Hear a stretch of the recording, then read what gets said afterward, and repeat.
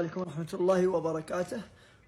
بصراحة القضية اللي صارت في نقران، اللي الشخص اللي اعتدى على امرأة وأنهى حياتها، وشو بسببه؟ بسبب أنها تقود السيارة فقط.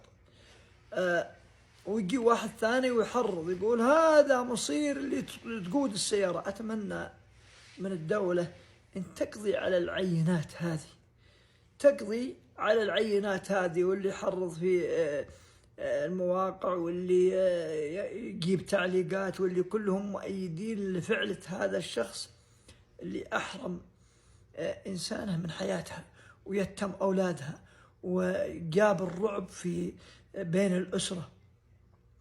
يجيني واحد، سمعت لي واحد في مقطع آخر أتمنى القبض عليه، هذا الشخص اللي يقول انتبهوا يا نساء، هذه آخرة اللي تسوق. طيب تبغاها تروح تركب لها مع سواق، هل أفضل أن تركب مع سواق يقضي أغراضها يمكن ما في، هي اللي قائمة بالأسرة، هي لوحدها، ما في أحد يقوم بالأسرة.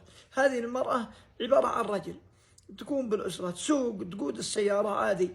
تبي واحد يقود بهالسيارة ويروح يقضي أغراضها، ولا هي تكتفي بنفسها؟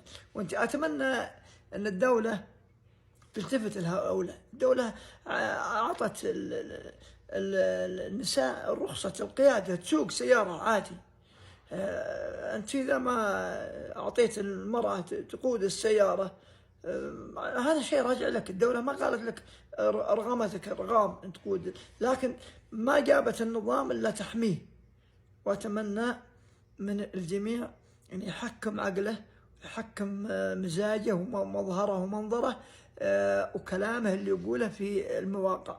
واحد يحرض وواحد مؤيد، والمرأة هذه كل جيرانها وكل الناس اللي يعرفونها يذكرونها بالخير، وانت جاي اللي تحرض على الباقيات يسوون زي الباقي، يسوون زي اللي سواه أخوها. يعني اللي جاء في المقطع ويقول لي أتمنى ما يقول سلك بالكلام العربي. وش اللي سلك؟ يعني تحرض على القتل أنت؟